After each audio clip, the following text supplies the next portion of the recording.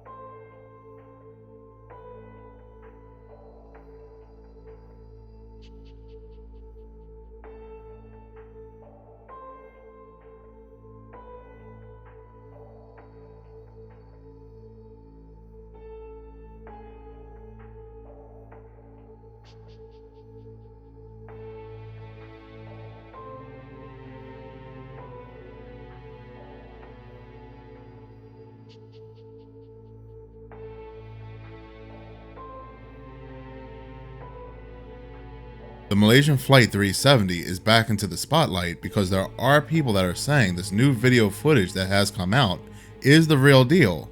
And then you do have other people coming out saying, no, this is a hoax.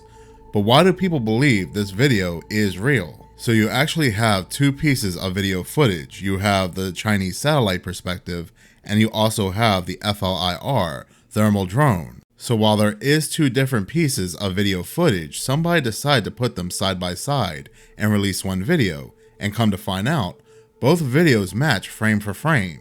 There are even 3D effect artists getting into the debate, saying how hard this is to create, not impossible, but very, very difficult, because the clouds actually move, and it's not a simple horizontal vertical movement some might expect from a 3D rendered scene object. The clouds are actually moving realistically. More proof that this is not a static background is that the clouds are affected by the lighting flash. And why the background is important is that when people are trying to debunk a video, they'll first look at the background to see if it matches with what we are seeing, whether the background is static or not. That is pretty much a dead giveaway to whether a video is fake. And so why people are saying this is real is because everything so far matches to what would be realistic. While this is not impossible to create, it is very, very difficult. And the skill level that someone would need to create this is almost on par with a person who would work in a big time Hollywood movie like the Avatar. Now, a Reddit user who is on the fence whether this video is fake or not grabbed a photo of the same flight that disappeared taking off back in December 2011, and they say it does line up with the plane that is in the video, that this airliner is indeed a 777. Now, the satellite video's location, the GPS coordinates appearing in the bottom of the video are 8.834.301 93.19492. The distance between the Flight 370's last known location and the satellite video is around 340 miles. Around 6 to 7 hours passed between the two. A theory could be that the plane was flying in circles for 6 hours, or is just flying without a defined flight course. Which is true. The official story states this plane did not fly to its original destination. It did go off course. It lost communication. That's why this plane is so hard to find. Now, when it comes to the drone, some people have suggested that the colors presented in the thermal imagery are atypical for military footage. However, it is important to understand that the thermal coloring represents a configurable parameter for heat vision cameras. This feature is standard and can be adjusted even after the recording has been made.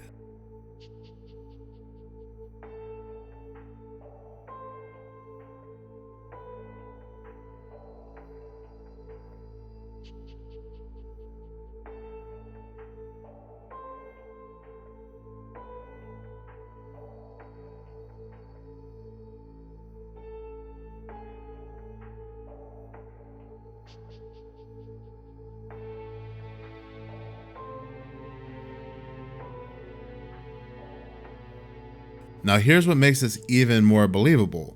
On March 12, 2014, just a few days after the Malaysian Airlines disappeared, ABC News released an article stating satellites spot 3 large objects near Malaysia Airliner flight path. So you do have the Chinese government coming out stating there were 3 objects seen in the skies in the same vicinity of this plane's flight path, and they were all different sizes, with the largest objects measuring 78 feet by 72 feet, while the smaller objects were 45 feet by 62 feet and 42 feet by 59 feet. Now, of course, it's way too large to be any animal flying up there, and I do find it funny the verbiage that they're using.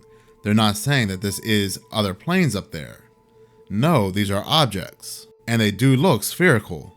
These objects were detected in the South China Sea, about halfway between Malaysia and Vietnam, and east of the original route of the flight. Now, the plane had left Malaysia en route to Beijing and was due to fly over Vietnam, before it simply disappeared off the radar screen. Now, what these objects actually were that the satellites picked up, we'll never know because China never gave a follow-up statement to what they found. Now, there is a large disinformation campaign that seems to be in full swing on Reddit's UFO boards.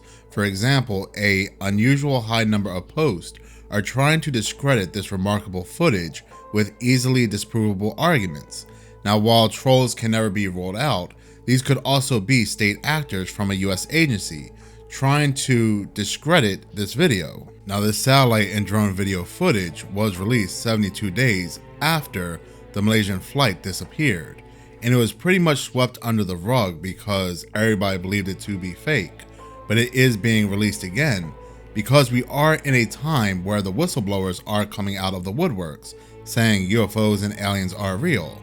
There was also the Tic Tac video that people thought was fake and thought it was a hoax, where now the whistleblowers are saying that the Tic Tac video was indeed very real. Now, what stands out to me the most is the portal that takes the plane. It does look indeed to be very fake. Now, if this is CGI, why would somebody take their time to make such an impressive looking video to make sure everything was so spot on to make such a fake looking portal? Now, we don't really know what portals look like when they take something or if one opens up, so this could be the real deal. But like I said, you have to ask yourself, why would somebody make a portal to look like this with everything else being so realistic? Also is the fact that some of the relatives of the people who were on this flight, the Flight 370, were getting phone calls from their family members days later after the plane disappeared. Now, for days, the family members would call the phone numbers of those who were lost on board that flight.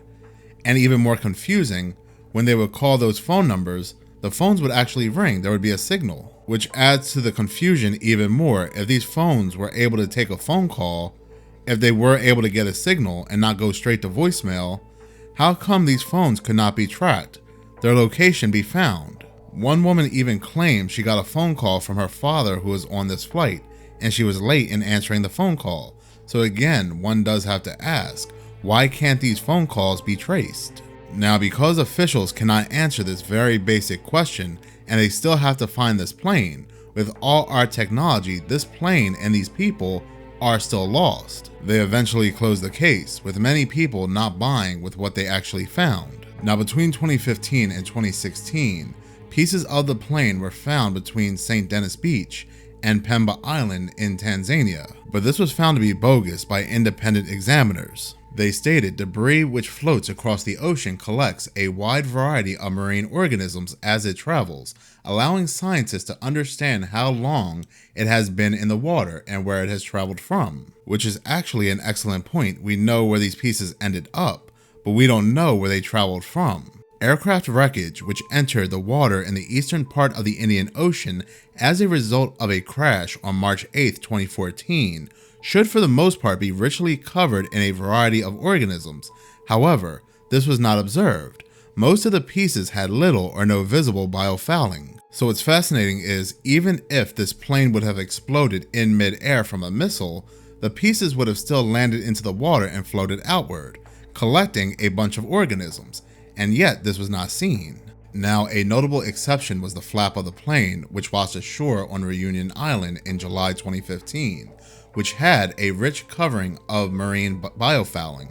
However, the age of the barnacles did not match the length of the time the piece was supposed to have been in the water. According to the final report issued by the ATSB on October 3rd, 2017, the specimens analyzed were quite young, perhaps less than 1 month. So how is it possible they had this piece of the plane for 2 years from 2015 to 2017, but the organisms that they observed were only a month old from 2017? Now, I'm not going to say everything that this article states when it comes to the organisms found on the pieces of the plane, but it does a really good job thoroughly looking into it, and I will link the comment below if you would like to read it further. But foremost, the Malaysian aircraft is still missing because what was found does not add up or make much sense. Now, could this be one big hoax? Yes, it can be, but you have people with years of experience trying to recreate this video, and they're failing to do so. You even have some suggesting that this could have been done by the CIA as a psyop, but like I said, the original video was released in 2014 and largely forgotten. I don't believe there would be a need for a UFO alien psyop in 2014. Most of that is happening in 2023. Me personally, I don't know how to feel on this. I'm really on the fence. This could be a hoax. But then again, we are living in an age where more and more things are being revealed. We have all these people on planes seeing things that are not real. We do have the government and whistleblowers coming out about UFOs and aliens. We are living in very strange times to outright say this is fake, that this is a hoax. But I do want to know your thoughts. What do you believe? Please comment below. Is this fake? Are we looking at CGI? Or do you happen to believe this is very good evidence that this plane was abducted by aliens and was taken through a portal? In any case, thank you so much for watching. If you do like this channel and you want to see more, please subscribe. If you're already subscribed, please like, as any engagement does help the channel grow. Once again, thank you so much for your support.